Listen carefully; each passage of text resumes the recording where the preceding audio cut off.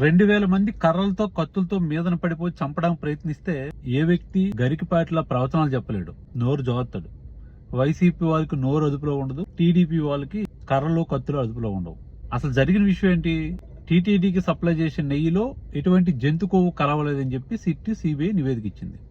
అది ఇచ్చిన మరుసటి రోజు ఆ నివేదిక తప్పు, మా ఈనాడు ఆంధ్రజ్యోతి చంద్రబాబు నాయుడు గారు ఇచ్చిన నివేదికే రైట్ అని చెప్పి టీడీపీ వాళ్ళు రాష్ట్రం మొత్తం ఫ్లెక్స్లు పెట్టారు. ఏమని పెట్టారు? లడ్డూ ప్రసాదంలో జంతు కొవ్వు కలిసింది అని చెప్పి కటౌట్లు పెట్టారు. ఎందుకు పెట్టారు? వైసీపీ వాళ్ళు రెచ్చగొట్టడం పెట్టారు. వైసీపీ వాళ్ళు రెచ్చిపోయి 4 మాట్లాడుతారని పెట్టారు. అంబటి రాంబాబు గారు ఆ ఫ్లెక్స్లు చింపడానికి వెళ్ళారు.